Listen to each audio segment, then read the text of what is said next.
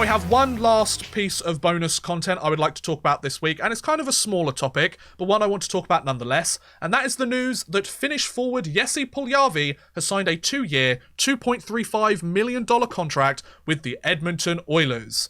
Now, there's a bit of history between the Edmonton Oilers and Jesse Puljujarvi. Obviously, he was the 4th overall pick in the 2016 NHL entry draft by none other than the Edmonton Oilers. He played a couple of seasons on the team, didn't quite make the cut in terms of being a legitimate top 6 player for them. He's obviously a winger for the team.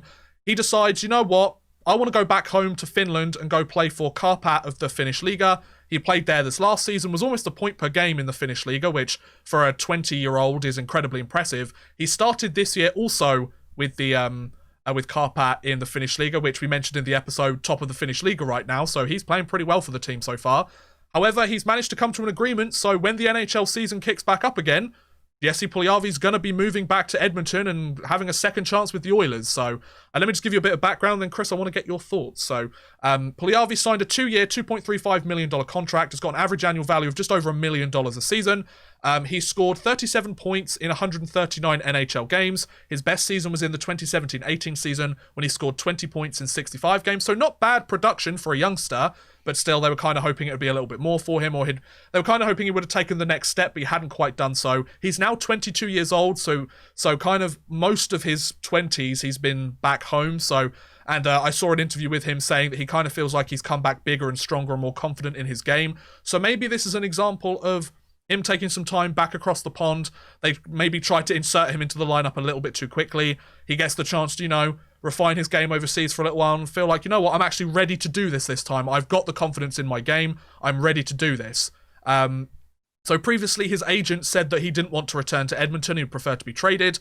However, he's excited to come back to Edmonton. He's had calls from the general manager and the coach. They seem to be really excited to have him back. He feels like he can do this. He feels like he's a better player. They liked how I was doing here, which he means in Finland with Karpat, and how I was playing. I was playing really well and getting good time on the power play and the penalty kill. They want me to be part of the team, and they feel like I can help because I'm a good skater and I'm strong. He doesn't think he'll have any problems with his Edmonton teammates or anything like that.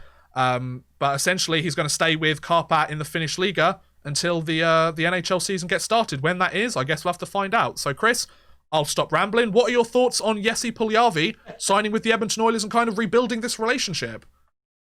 Yeah, I mean, as you said, he was decent production-wise with Edmonton. He had, I mean, in his year there, he was always between him and Bakersfield.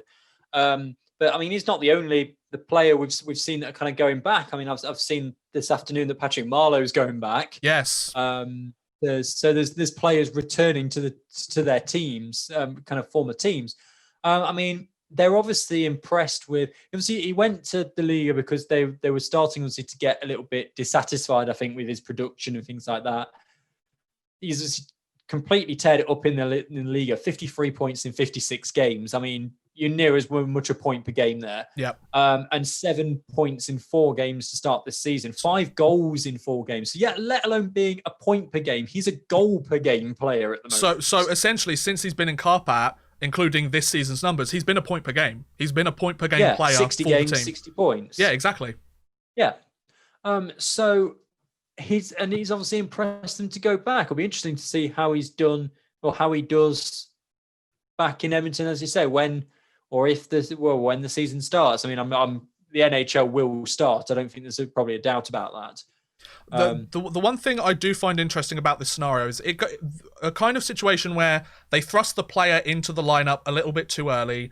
He struggles a little bit. He maybe becomes a little bit dissatisfied with the role that he's playing, or he's getting comments from his agent or those close to him being like, oh, you could be like a bigger part of the team. Like, you could be better than this, or you could go back home and then, you can have a bit of a contract holdout or anything like that.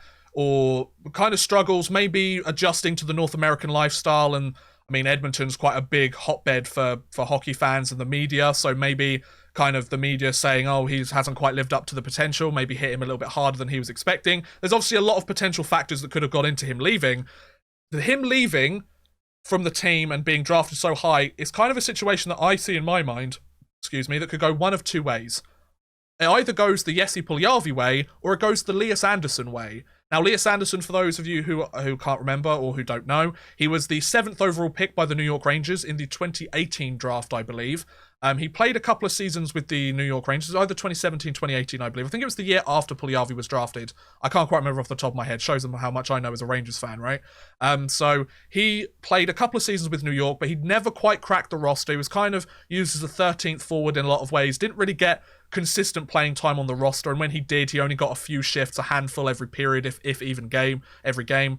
He had some struggles with his role on the team and with his mental health, as far as we're aware. He goes back over to the Swedish Hockey League. They can't find an agreement for him to come back. He says he doesn't want to come back. The team says they're not really that bothered. Whether that's true or not from either side, we don't know. There was obviously lots of rumours, lots of he said, she said. Eventually, he gets traded during the 2020 NHL entry draft to the Los Angeles Kings. So you have the one example of the Elias Anderson case. Things just don't work out. Time to move on. He was a 7th overall pick. He wasn't necessarily supposed to be picked that high, but he gets picked that high. The fan base really go after him as kind of like, we should have been better. He's been a bust already, even though he'd only played like a handful of NHL games. So there's that element, and then the team just moves on from him. Or you get the Jesse Puljujarvi situation where the team and the player, it takes a little while, but eventually the two sides are able to come to an agreement. Obviously, Ken Holland wasn't the general manager of the Edmonton Oilers when they drafted him, so he has that card to play. Like, look, I haven't seen you play. You haven't been a member of my team. I'd like to have you over here and give you a chance. And I think that would give Puljujarvi more of a reason to want to go over and be like, okay, you know what? I'll come play for you. We'll see how things go. It's good that it's come to more of a happier resolution for Puljujarvi than it has for Anderson in this scenario, isn't it, Chris? Yeah, it is better, but yeah, I mean, I think a lot of it just remains to kind of be seen how things progress and how he takes to it, really. Yeah, absolutely. So we wish, obviously, Puljujarvi the best of luck. He's been killing it in the Finnish Liiga with Karpat. So the good thing is we're going to get to see him do that for the next few weeks and months before the NHL season starts. So let's see how things go, folks.